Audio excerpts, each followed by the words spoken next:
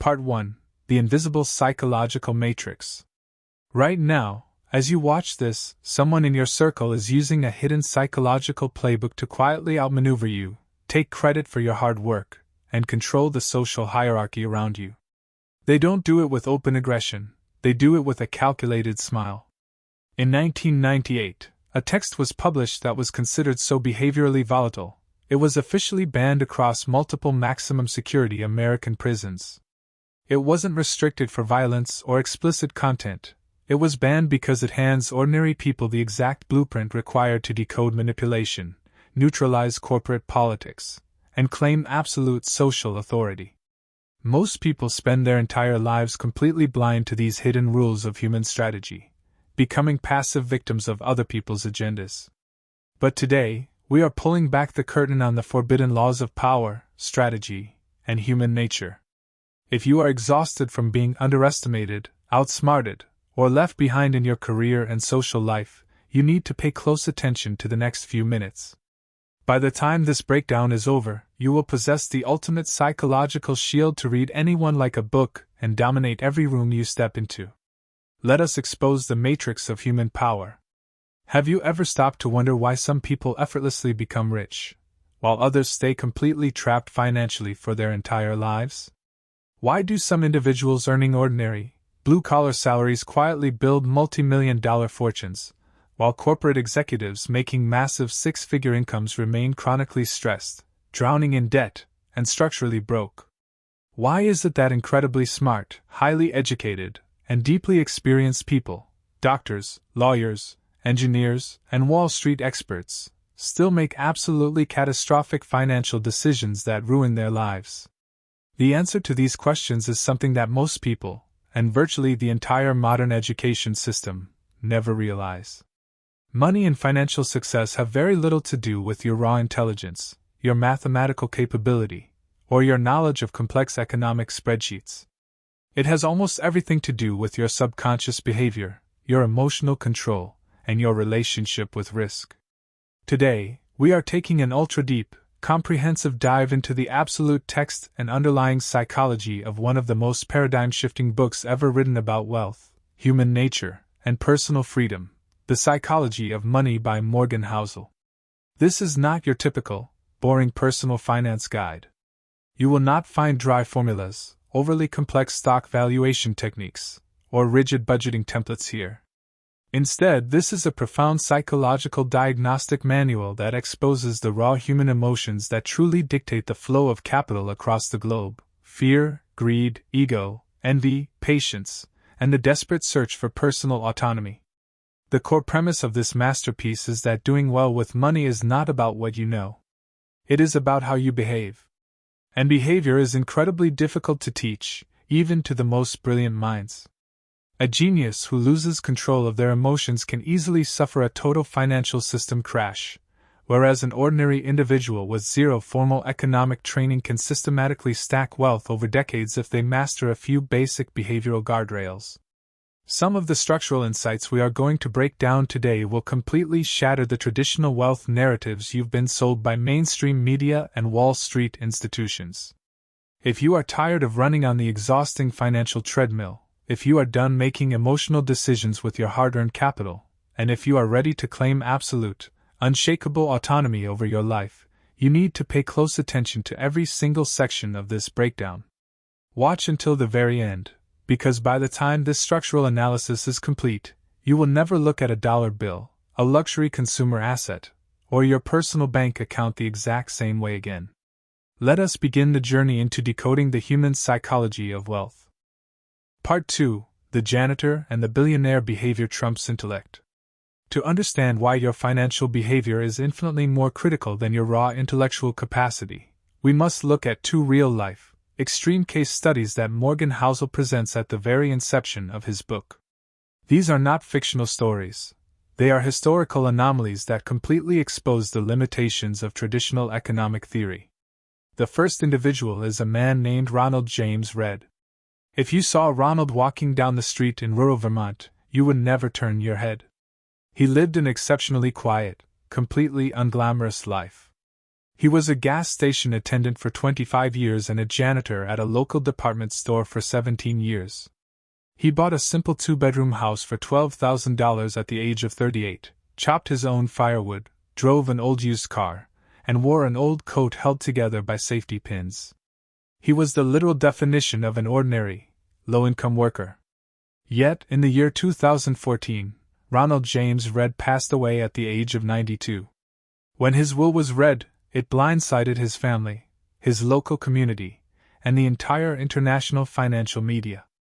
Ronald had amassed a private fortune of over $8 million. He didn't win the lottery, he didn't inherit a single cent, and he didn't have a secret insider stock trading network. What he did have was absolute behavioral discipline. He took the tiny surplus from his modest salary, invested it consistently into blue-chip stocks, and let those assets sit undisturbed for over half a century. He let the silent, exponential powerhouse of compounding do 100% of the heavy lifting. He was a janitor who quietly passed away as a multimillionaire philanthropist. Now, let us contrast Ronald Read with a man named Richard Fuscone. Richard was the absolute psychological opposite of Ronald. He was a brilliant, highly educated Harvard graduate who climbed the ranks of the elite financial sector to become the executive vice chairman of Merrill Lynch's Latin America division. He was a master of modern economic theory, an expert in complex market variables, and a highly celebrated titan of Wall Street.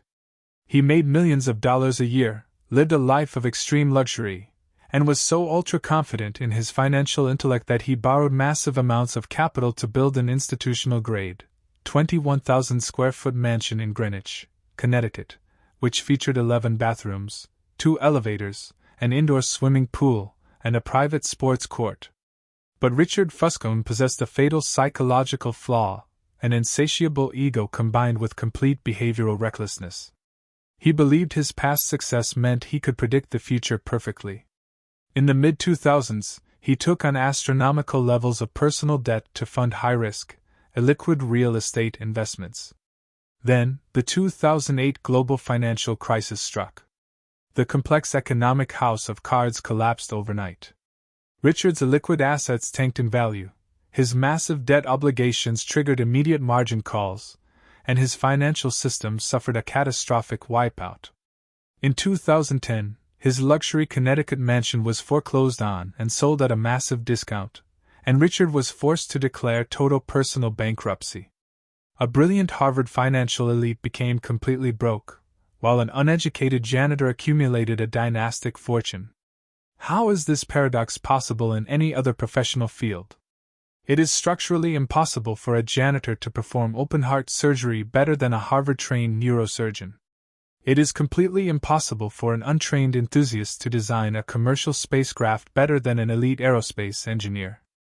But in the arena of personal finance, an uneducated janitor can completely humiliate a Wall Street executive. Why? Because investing is not a hard science governed by clean mathematical physics. It is a soft skill driven entirely by human psychology. Knowledge is completely useless if you lack the emotional guardrails to control your greed, your impatience, and your desire to impress other people. Financial success is won or lost in the quiet spaces of your own mind. Part 3. The Illusion of Craziness: Decoding Regional and Generational Biases. When you look at the landscape of modern consumer behavior, it is incredibly easy to look at the financial actions of others and declare that they are completely insane. We watch people earning low wages spend half their monthly paycheck on high-interest lottery tickets. We see middle-class families lease luxury European sports cars that they clearly cannot afford, pushing themselves to the absolute brink of financial ruin. We see young investors pour their life savings into highly volatile meme digital currencies based on nothing more than a social media trend. From a distance, these actions appear completely irrational, foolish, and structurally crazy. But Morgan Housel introduces a foundational psychological rule that you must install into your brain if you want to analyze human behavior accurately. No one is crazy. Every single human being makes financial choices based on their own unique historical experiences, their generational programming, and the specific socioeconomic landscape they grew up in. What looks completely insane to you makes absolute, perfect sense to them because their view of how the economic matrix works was forged in a different reality. Consider the massive divide between someone who grew up during the 1970s in the United States versus someone who grew up in the 1990s. If you entered your formative young adult years in the 1970s, you experienced a period of brutal economic stagnation, hyperinflation, and a stock market that went absolutely nowhere for over a decade. Your subconscious mind was programmed to view investing as a highly dangerous, low-reward gamble where inflation destroys your wealth. Conversely, if you grew up in the 1990s, you experienced one of the most explosive, roaring bull markets in human history, driven by the birth of the dot-com era.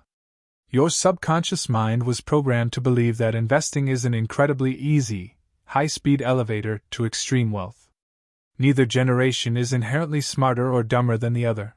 They are simply running different internal operating software based on the random historical window of their birth. Let's look closely at the psychology of the low-income lottery ticket buyer, an action that elite financial analysts love to heavily criticize. Data shows that the lowest-income households in the United States spend an average of over $400 a year on lottery tickets, the exact amount of money that could cover an emergency medical bill or fund a stable index fund. To a wealthy observer, this behavior looks completely backward and irresponsible. But let's step inside the psychological shoes of that low-income individual. They live in a brutal, systemic reality where their wages are completely stagnant, their bills are rising, and they have zero upward mobility. They know they will likely never be able to afford a luxury vacation, a beautiful home, or clean financial safety through ordinary labor. Buying a lottery ticket is the only time in their entire life where they can buy a tangible piece of hope. It is the only moment they can actively dream about owning the freedom that wealthier people take for granted. They aren't paying for a rational investment return. They are paying for a psychological escape valve. When you analyze any financial interaction, you must stop looking through your own personal lens. You must realize that a person's risk tolerance, their willingness to save, and their impulse spending habits are profoundly shaped by their unique life path. A straight thinker never judges, they decode. They understand that every single financial decision is a deeply emotional attempt to satisfy an internal psychological need based on the specific world they inhabit. Part 4. The Asymmetric Battle: Getting Rich versus Staying Rich. One of the most dangerous misconceptions in the culture of modern capitalism is the belief that becoming wealthy and maintaining wealth are the exact same skill set. We bundle everything into a single, generic category called being good with money. But Morgan Housel highlights a brutal truth. Getting rich and staying rich are two completely different, highly asymmetric psychological battles that require completely opposite behavioral traits.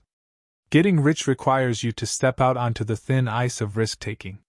It demands intense optimism, aggressive entrepreneurial action, out-of-the-box thinking, and a willingness to embrace vulnerability. You have to put your capital, your time, and your reputation on the line to break out of the baseline economic gravity. You have to play offense. It is a skill set forged in high-energy confidence and bold execution. Staying rich, however, requires a completely different psychological architecture. It demands the exact opposite of recklessness. It requires absolute humility, calculated pessimism, a healthy dose of paranoia, and a survival mindset.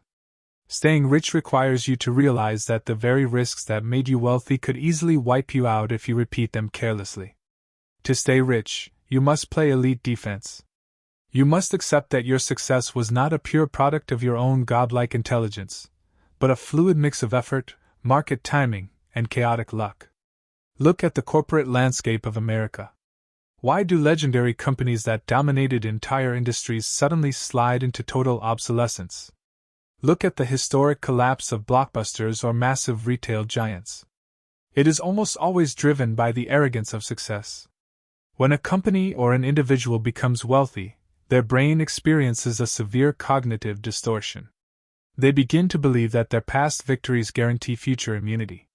They stop looking for threats, they take on massive leverage, they overexpand their lifestyles, and they treat their wealth as a permanent entitlement rather than a temporary asset that must be protected daily. The ultimate financial skill is not brilliance, it is pure, raw survival. Morgan Housel emphasizes that you must develop an internal state of mind where you combine fierce long-term optimism with intense short-term paranoia. Optimism allows you to stay invested so that the long-term compounding cycles can work their magic, while short-term paranoia forces you to maintain a massive cash buffer, keep your lifestyle lean, and avoid taking risks that could completely eliminate you from the game during an unexpected market crash. You must protect yourself from the single point of failure. If you take an asset risk that has a 99% chance of making you a billionaire, but a 1% chance of causing total personal ruin and bankruptcy, a master of money psychology will walk away from that bet every single time. Ruin is absolute. If you are eliminated from the game, your past success means nothing.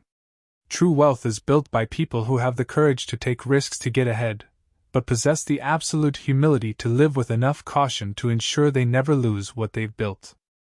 Part 5. The Celestial Poison of Social Comparison. There is a dark, highly infectious psychological disease that ruins more lives, destroys more fortunes, and shatters more mental health in the modern Western world than almost anything else. It is the celestial poison of social comparison. In our hyper-connected, social media-driven society, we no longer measure our success based on our objective well-being, our peace of mind, or our absolute financial metrics. Instead, we measure our happiness based on how we rank against the curated, artificial highlight reels of our peers. Morgan Housel tells the profound story of a man named Rajat Gupta. Rajat was a literal icon of human achievement. Born a penniless orphan in Kolkata, India, he rose through absolute intellectual brilliance to become the CEO of McKinsey & Company, the most prestigious management consultancy on earth. By any rational human metric, Rajat had won the game of life. He was worth an estimated $100 million. With $100 million sitting in stable assets, you can buy anything you want, travel anywhere, protect your family for generations, and enjoy absolute personal freedom. But Rajat Gupta had a fatal psychological trigger. He spent his daily life sitting in boardroom meetings with billionaires. When you are worth $100 million, but you are constantly surrounding yourself with individuals worth $10 billion, your ego can create a massive, toxic cognitive distortion. Rajat looked at his massive fortune and felt deeply insecure, poor, and unsuccessful. He fell into the ultimate trap of wanting more at all costs. To close the gap between himself and the billionaires, Rajat Gupta abused his position of trust. In 2008, while serving as a board member for Goldman Sachs, he listened to highly confidential insider information regarding Warren Buffett's $5 billion investment into the bank. Before that information was released to the public, Rajat hung up the phone, called a hedge fund manager friend, and leaked the secret data so they could execute high-speed stock trades. He engaged in illegal insider trading not because he needed the money to pay his bills, but because his ego was desperately chasing a status label. The security exchange systems caught him. Rajat Gupta's magnificent career was completely destroyed overnight. He was convicted, sent to a federal prison, and his legendary reputation was permanently tarnished. He risked everything he had and needed for something he didn't have and didn't need. The hardest, most vital financial skill you must master is learning how to stop your personal goalposts from moving. The desire to constantly upgrade your lifestyle to match your neighbors, your colleagues, or an influencer on an online app is a psychological treadmill designed to keep you trapped in misery forever. Capitalism is highly skilled at generating envy. The moment you make more money, society will immediately show you someone who has even more, triggering your inner child to scream, "Not enough!" If you do not install an internal metric of satisfaction, no amount of money will ever bring you peace. True wealth belongs to the individual who possesses the supreme mental clarity to look at the endless chase of status spending and calmly declare, "I have enough." Part 6. The Man in the Car Paradox Exposing Consumer Vanity. Let us dismantle one of the most glaring, almost comical illusions of modern materialist culture, the man in the car paradox. This is a behavioral phenomenon that Morgan Housel observed while working as a valet attendant at a luxury hotel in Los Angeles, where he watched elite clients pull up in pristine, $250,000 sports cars like Ferraris, Lamborghinis, and Bentleys. When an individual buys an incredibly expensive, flashing luxury car and drives it down a crowded street or pulls up to a high-end restaurant, what is their primary subconscious goal? Their ego is executing a specific social strategy. They are trying to broadcast a clear signal to the world. Look at me. I am rich, I am successful, I am sophisticated, and you should admire and respect my status. They believe the car acts as a direct proxy for their personal value. But Housel noticed a hilarious, tragic paradox. When a luxury sports car pulled up to the valet station, nobody in the crowd looked at the driver and thought, wow, that driver is incredibly smart, deep, and successful. Instead, everyone completely ignored the driver and stared intensely at the car. In their minds, they were running a hypothetical simulation. Wow, if I was driving that car, everyone would think I am amazing. Do you see the structural irony? The driver bought the car to get admiration from others, but the others only used the car as a visual canvas to imagine themselves getting admiration. The driver became completely invisible. They spent an astronomical amount of money trying to buy social respect, without realizing that the people they were trying to impress didn't care about them for a single microsecond. They only cared about the object. This paradox applies to every single piece of status-driven consumer spending: luxury designer clothes, diamond-encrusted watches, massive vanity mansions, and high-end lifestyle products. We borrow capital and burn our savings trying to buy these material shields because we believe they will protect us from our deep social insecurities and force people to love us. But the hard reality of human nature is that people do not admire the person who owns the luxury item. They simply admire the luxury item itself, while simultaneously using it to fuel their own comparison loops. If your primary goal is to build genuine human connection, deep respect, and authentic social admiration, you must realize that those qualities cannot be purchased at a luxury car dealership or a designer retail boutique. They can only be earned through your character, your empathy, your personal integrity, your humility, and your raw achievements. Stop wasting your hard-earned capital trying to buy the illusion of importance. When you stop spending money trying to show people how rich you are, you suddenly unlock the exact financial margin required to become wealthy. Part 7. Silent Power: The Invisible Architecture of True Wealth. To navigate the economic matrix with absolute straight-thinking dominance, you must completely separate two concepts that mainstream society continuously confuses: being rich versus being wealthy. These two terms are not synonymous. They are complete behavioral opposites. Being rich is a function of your current income or your immediate visible cash flow. It is an active display of consumption. If someone drives a $100,000 truck, wears designer suits, and dines at ultra-expensive restaurants, you know they are rich because their visible spending screams it. They have a massive top-line income that allows them to burn capital on luxury products. Being rich is exceptionally easy to spot because it is loud, flash-driven, and designed for immediate public display. Wealth, however, is a completely different, almost spiritual asset. Wealth is what you do not see. Wealth is the capital that has not been spent. It is the expensive car that was never purchased. It is the luxury watch that was left in the store. It is the first-class ticket that was declined in favor of an economy seat. Wealth is the cash sitting quietly in your high-yield accounts, the stocks growing silently inside your brokerage portfolio, the real estate assets compounding without fanfare, and the private business equity that nobody knows you own. Wealth is silent. It is hidden. It is the absolute absence of consumption. The tragedy of modern consumer psychology is that we learn how to manage money by observing the rich, because their behavior is highly visible. We see the luxury vacations, the expensive clothes, and the flashing assets on our social media feeds, and our brains assume, that is what financial success looks like. To be successful, I must spend like that. But this is a complete mathematical inversion of reality. The only way to build wealth is to save your income. And saving your income means choosing not to spend it on immediate consumer items. When you see someone spend $1 million on a collection of sports cars, you do not actually know if they have a massive net worth. All you know for a mathematical fact is that they have $1 million less than they did before they bought the cars. The danger of status spending is that many rich people eventually destroy their wealth because they cannot stop the consumption engine. They confuse their high income with permanent safety, pushing their lifestyles to match their peak earnings until a sudden market shift cuts their cash flow, exposing a hollow financial system with zero savings. Real wealth is a hidden fortress. It doesn't care about public validation or social applause. Its value doesn't lie in showing off. Its value lies in providing an unshakable, invisible cushion of safety that allows you to live with absolute peace of mind. Stop trying to look rich, and focus entirely on being wealthy. Part 8. The Supreme Currency: Time as the Highest Dividend. What is the ultimate purpose of accumulating wealth? If you ask the average person on the street, they will give you a predictable list of material desires. I want a private mansion by the ocean.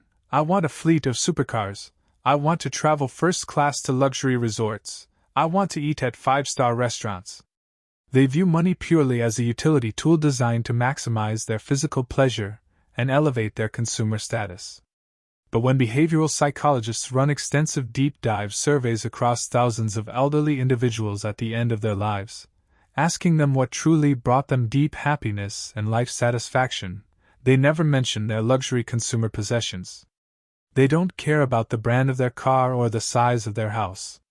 Instead, the universal answer that dictates human happiness is a single psychological variable: the level of control they possessed over their own time. The greatest, most profound dividend that money pays is not luxury material products, it is absolute personal autonomy. It is the ability to wake up every single morning, look at the world, and say, "Today, I can do whatever the hell I want, with whoever I want, for as long as I want." That is the highest form of wealth in existence. It is the ultimate liberation from the modern economic slave matrix. Think about the psychological toll of the modern corporate rat race. You can possess a highly prestigious job on Wall Street or Silicon Valley making $500,000 a year. But if that job forces you to work 80 hours a week, completely isolates you from your children, forces you to jump at every command of a toxic boss, and deprives you of stable sleep, you are not wealthy. You are a highly paid, decorated prisoner. Your lifestyle is rich, but your life is completely broke because your time is entirely owned by someone else. You have zero control over your schedule. Compare that to someone who lives a lean, modest lifestyle, drives an ordinary used car, and lives in a simple apartment, but has amassed an invisible savings cushion of $300,000. That cash buffer represents an incredible shield of freedom. If their company becomes toxic, or their boss insults their integrity, they can calmly walk out the front door without fear, knowing they have years of financial runway to find a better alignment. If they want to take a 6-month break to travel with their aging parents, or bootstrap a private digital business, they have the absolute sovereignty to make that choice. Money buys control over your life. It allows you to navigate unexpected health crises without panic, it lets you retire early to protect your peace, and it frees you from the exhausting anxiety of living paycheck to paycheck. When you stop viewing money as a tool to buy physical things, and start viewing it as a tool to buy back your time, your entire financial operating system undergoes a massive upgrade. Time is the only non-renewable resource you possess. Do not sacrifice your life trying to buy objects that bring nothing but fleeting validation. Use your capital to buy your absolute freedom. Part 9. The Unseen Monster: The Mathematical Magic of Compounding. Let us step into the cold, objective world of mathematics and analyze the single greatest wealth generation engine in the universe: the phenomenon of compounding. Compounding is a concept that our biological human brains are fundamentally unwired to understand. Our minds evolved in a primitive world where everything was completely linear. If you walk 10 steps, you move 10 meters. If you pick 10 apples, you have 10 apples. We think in simple additive terms. But compounding is nonlinear, it is exponential.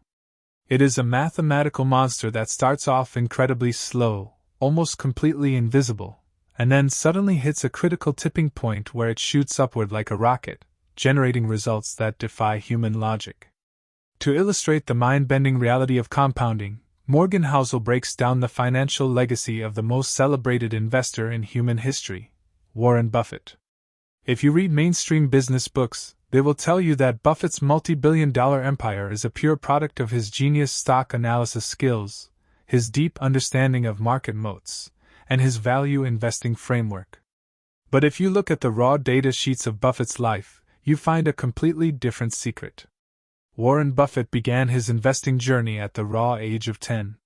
By the time he was 14 years old, he had saved $5,000 from delivering newspapers and invested it into real estate and stocks.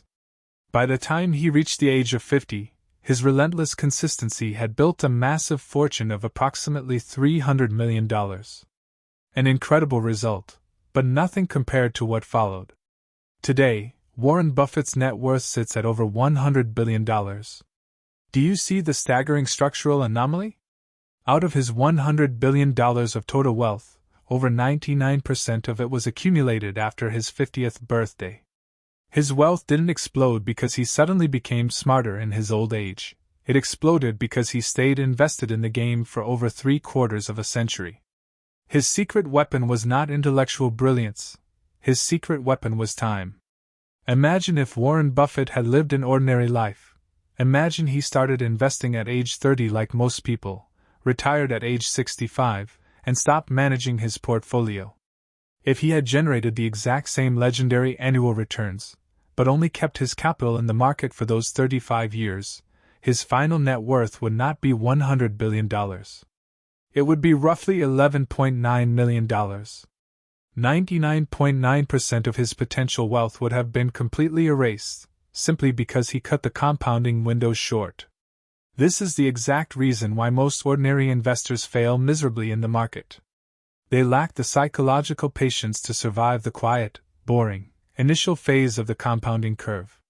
They invest their capital for 2 years, look at their account balance, see that it has only grown by a few $100s, and their impatient brain shouts, "This is useless! It's too slow! I need a fast return!" They pull their money out, chase a high-risk tech trend, buy a volatile asset, suffer a massive loss, and reset their financial clock back to zero. To win the wealth game, you must learn to think in decades, not months. You don't need a massive, hyper-complex trading strategy or an incredibly high salary. You simply need to find a stable index fund, automate your contributions, and then possess the absolute psychological discipline to leave that money completely alone. Let time do the heavy lifting. The most powerful investing strategy is not being clever, it is being incredibly patient. Part 10. The emotional cyclone navigating the tail events of the market. We like to believe that the financial markets are clean, rational systems governed by objective data, corporate earnings reports, and logical valuations. But when you step inside the room during a live market crash or an explosive economic boom, you realize that Wall Street is actually a volatile psychological asylum driven by two primary primitive human instincts: absolute greed and absolute terror. Morgan Housel introduces a critical concept known as tail events. A tail event is a highly rare, completely unpredictable anomaly that exists at the far extreme edge of a statistical distribution sheet. These are the 1-in-1,000-day occurrences: global pandemics, sudden banking system collapses, historic tech bubbles bursting, or unexpected macroeconomic shocks. The cold mathematical reality of investing is that you can make perfect, highly rational financial choices 99% of the time, but your entire lifetime investment performance will ultimately be decided by how you behave during the remaining 1% of extreme tail events. Think about what happens to the human brain during a severe market crash, like the 2008 financial meltdown or the March 2020 pandemic panic. The stock market plunges 30 to 40% in a matter of weeks. The mainstream media television feeds are plastered with red sirens, shouting about imminent economic ruin, systemic depression, and the collapse of the modern banking structure. When you log into your brokerage account and see that your life savings, capital that took you 10 years of brutal labor to accumulate, has vanished by 1/3, your primitive amygdala overrides your logical brain. You experience intense, physical panic. This is the exact psychological moment where fortunes are saved or completely destroyed. A fixed, emotionally weak investor cannot handle the cognitive load of the pain. To stop the emotional bleeding, They click the sell button at the absolute bottom of the market, locking in massive, irreversible losses. They walk away from the market, vowed to never invest again, and completely miss the inevitable, explosive recovery that follows. They let a temporary market downturn turn into permanent financial ruin. A master of money psychology understands that volatility is not a fine or a penalty for doing something wrong. Volatility is simply the price of admission you must pay to capture the massive long-term returns of the stock market. When the market plunges, they don't view it as a structural disaster. They view it as a giant, high-value discount sale at a retail store. They maintain absolute psychological stillness while everyone else is running around in terror. They don't try to time the market or predict the future perfectly. They simply master their own internal cyclone, stay completely invested, and allow the tail events of recovery to catapult their net worth to new heights. Your wealth is not defined by how smart you are during a roaring bull market. It is forged by how calm you remain during a brutal bear market crash. Part 11. The Seduction of Risk: Why Pessimism Sounds So Damn Smart. If you turn on any modern financial news network, read elite economic journals, or scroll through viral business feeds, you will quickly notice a fascinating behavioral bias. The pundits who predict imminent economic crashes, stock market wipeouts, and corporate doom are treated like deep, highly sophisticated intellectual gurus. They are invited to speak at major conferences, their words are analyzed by serious fund managers, and society views them as straight-thinking financial visionaries. Conversely, the individuals who maintain a steady, calm long-term optimism, declaring that the market will continue to rise over the next 20 years despite short-term pain, are often completely dismissed as naive, simple-minded cheerleaders who don't understand the complex nuances of economic theory. Morgan Housel asks a profound question: why does pessimism sound so incredibly smart, while optimism sounds like a cheap marketing pitch? The answer is rooted deep inside our evolutionary human biology. For millions of years, our primitive ancestors lived in a highly dangerous physical matrix where a single mistake meant instant death. If a Neanderthal missed a sign of a hidden predator or ignored a warning about a toxic water source, they were permanently eliminated from the gene pool. As a result, our brains evolved a severe negativity bias. We are neurologically wired to pay 10 times more attention to threats, dangers, and bad news than we are to positive progress. Bad news feels urgent, vital for survival, and deeply important. Good news feels like a slow background asset that we can analyze later. In the arena of personal finance, this bias creates a massive psychological trap. When a pessimist releases a report stating that the housing market is about to crash by 50% due to a specific debt variable, your brain locks onto that data point with intense focus. Pessimism sounds incredibly smart because it requires you to look at immediate, tangible problems that are happening right now. It sounds like an intellectual call to action to protect your life.